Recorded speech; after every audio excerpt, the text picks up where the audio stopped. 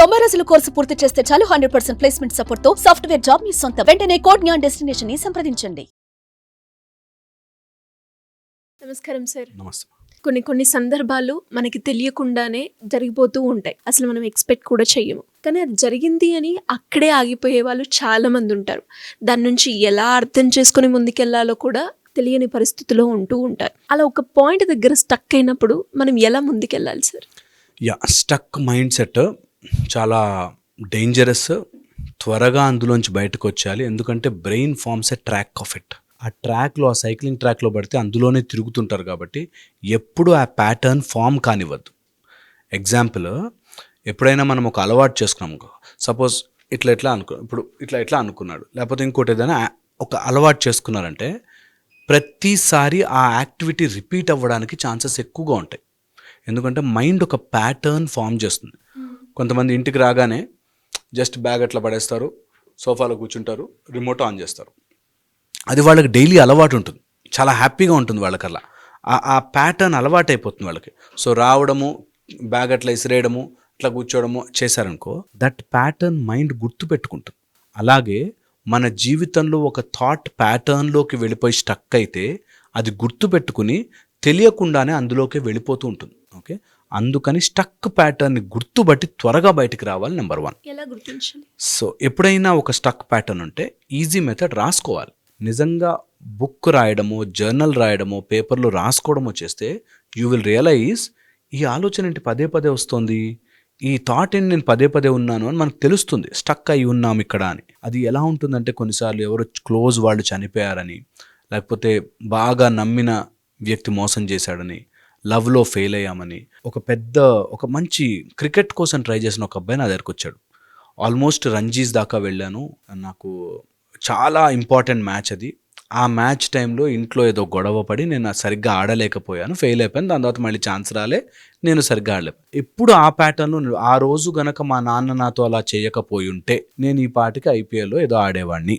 ఆ stuck pattern దానివల్ల ఓ చోట అట్లా ఉండిపోయి ఇంకేం చేయడు. నాకు గవర్నమెంట్ జాబ్ వచ్చినా వద్దు, నాకు ఏది వచ్చినా వద్దు, అన్ని ఇసిరేస్తుంటాడు, పడేస్తుంటాడు. అలా స్టక్ ప్యాటర్న్లో ఉండిపోతారు. సమ్ కారణం, అది ఎలాంటి కారణం, అది మంచా చెడా కాదు. సో ఫస్ట్ ఇంపార్టెంట్ థింగ్, ఇది న్యాయము ధర్మము అన్న దాని నుంచి బయటకు వచ్చేయాలి. ఆ ఒక్క పాయింట్లోనూ న్యాయం ధర్మం దాని గురించి పక్కన పెట్టాలి. అది అప్పుడు అలా నన్ను అనడం న్యాయమా, అలా నాతో చేయడం ధర్మమా, దీనికి దేవుడు ఏం చేస్తున్నాడు, ఈ టైప్లో అన్నెసెసరీ సినిమా డైలాగులు మైండ్లో చెప్పుకుంటూ ఉంటారు. సో అంత సీన్ లేదు, దాని నుంచి బయటకు వచ్చారు. నెంబర్ 1. సో ఆ ప్యాటర్న్కి ఫీడింగ్ ఇవ్వద్దు. ఎప్పుడైనా ఏదైనా స్టక్ ఐడియా ఉంటే దాని మీద ఫీడింగ్, మరి పదే పదే దానికి మళ్ళీ అదే మాటలు చెప్పద్దు. ఒక అమ్మాయి సెకండ్ చైల్డ్ అనమాట.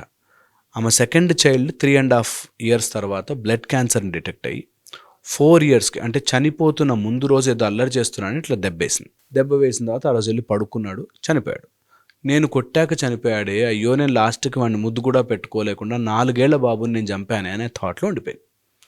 ఓకే, సో ఆ రోజు అల్లరి చేశాడు, దెబ్బ తగిలింది, ఏదో అల్లరి చేస్తున్నానని ఒక దెబ్బ వేసాము, చిన్న పిల్లోడే కదా అనే దాంతో చేసాము. తల్లికి ఆ బాధ్యత ఉంటుంది.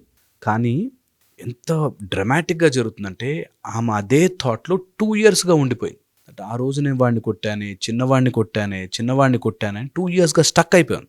సో అలా ఏదైనా స్టక్ థాట్ ఉంటే దానికి మనం ఫీడింగ్ ఇవ్వకూడదు. అంటే ఆ థాట్ని పదే ఆలోచించకుండా ఆపగలగాలి. ఆపడానికి వేరియస్ మెథడ్స్ ఉన్నాయి. ఎలా ఆపచ్చు? ఊపిరి మీద కంట్రోల్ చేసుకొని ఆపచ్చు, డైవర్ట్ చేసుకోవచ్చు. దాన్ని ఏదైనా పాజిటివ్గా, ఇప్పుడు అదే అబ్బాయి పేరు మీదో అదే అమ్మాయి పేరు మీదో ఏదైనా ఒక సంస్థ ఓపెన్ చేయొచ్చు. అలాంటి ఎంతోమంది పిల్లలకు హెల్ప్ చేయొచ్చు. లేకపోతే ఇంకొక చైల్డ్ కనొచ్చు. There are various options. కాకపోతే అదే థాట్లో ఉండిపోయి మీకు మీరే వాడిని నేను బాధ పెట్టానా, అయ్యో నన్ను తల్లిగా తిట్టుకుంటాడా, అంత సీన్ లేదు. నువ్వు అదే అంటున్నా, అలాంటప్పుడే న్యాయం ఏంటి ధర్మం ఏంటి అన్న దానిలో పడద్దు. నీ మైండ్లో న్యాయ ధర్మాల గురించి ఆలోచించద్దు.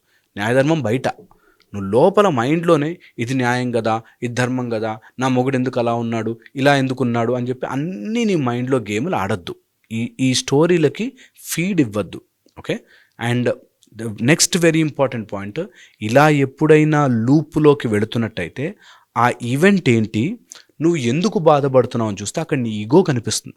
అంటే నా నా నీకు జరిగింది నీకు జరిగింది నీకు జరిగింది అనే ఒక మాట గుచ్చుతూ ఉంటుంది.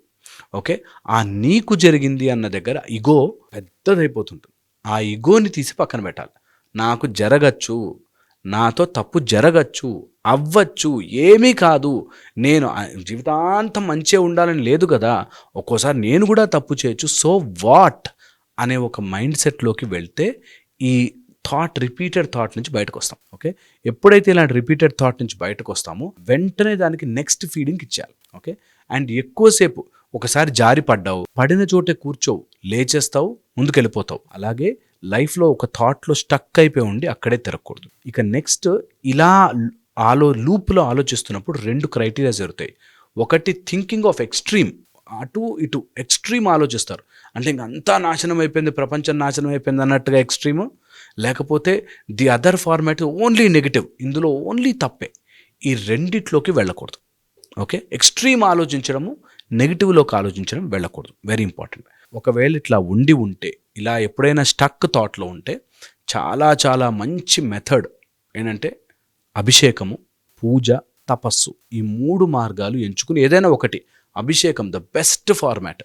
శివ లింగం తీసుకోవడం, అభిషేకం, మంచి అభిషేకం, చాలా ఎంత కుదిరితే అంత అభిషేకం చేయడం వల్ల అలాంటి స్టక్ ప్యాటర్న్స్ ఫ్లో అయిపోయి వెళ్ళిపోతాయి అంటారు. సో మీకు అలాంటి ఉంటే మంచి శివదీక్ష తీసుకోండి, శివుణ్ణి పట్టుకోండి, మంచి అభిషేకం చేసుకోండి. ఎవరికి డబ్బులు ఇవ్వాల్సిన పని లేదు. నేను ఏది చెప్తున్నా సరే ఎవరికో డబ్బులు ఇవ్వడం కోసం కాదు, మీరు చేసుకోండి, వదిలిపెట్టండి. Let it drain with in you, let it drain from you, let it drain from you. అది వెరీ వెరీ వెరీ వెరీ బ్యూటిఫుల్గా హెల్ప్ చేస్తుంది. సో కంపల్సరీగా డ్రెయిన్ యువర్ ఎనర్జీ. అండ్ ఎవరైతే క్రియేటివ్ లేరో వాళ్ళు ఇలా స్టక్ ప్యాటర్న్ ఉంటారు. Create new thoughts, new ideas, new methods. లైఫ్లో ఏదైనా క్రియేటివ్గా మారండి. ఇలా మారిన రోజున థింగ్స్ విల్ బి బ్యూటిఫుల్, ఈజీగా అయిపోతుంది. అండ్ ఆ స్టక్ ప్యాటర్న్లో ఉండిపోయి చుట్టుపక్కల వాళ్ళందరినీ ఇబ్బంది పెడుతుంటారు. సో చాలా ఇంపార్టెంట్. వాళ్ళని ఇబ్బంది పెట్టకూడదు, నీ కోసం, నీ ఆలోచన కోసం ఇతరులను ఇబ్బంది పెట్టకూడదు అన్న కామన్ సెన్స్ మనలో డెవలప్ చేసుకుంటే ఆటోమేటిక్గా స్టక్ అవుతాయి. వీటికి ఎక్కువైపోయి, ఇవన్నీ మైండ్లో ఎక్కువైపోయి కొంతమంది ఓసిడి గాను, లేకపోతే పోలార్ డిజార్డర్స్ గాను, బైపోలార్ డిజార్డర్స్గా మారుతారు. వాళ్ళకి మెడిసిన్స్ ఉంటాయి, కంపల్సరీ మెడిసిన్స్ వాడాలి డాక్టర్ని అడిగి. అమ్మో మెడిసిన్స్ నా వల్ల కాదు అని ఆగిపోవద్దు, మెడిసిన్స్ ఉంటాయి, వాడుకోవాలి.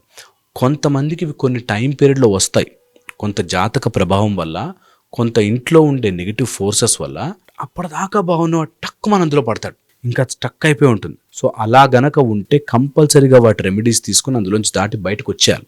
Very important. అండ్ అన్నీ మీరు చేసుకునేవి. మళ్ళీ ఎవరికో డబ్బులు ఇచ్చి ఎవడో చేస్తాడు, ఎవరో నిన్ను స్వర్గానికి తీసుకెళ్తాడంటే నమ్మద్దు. మీకు మీరు చేసుకునే మెథడ్స్ ఉన్నాయి, అవి ఫాలో అయితే I think things will be beautiful.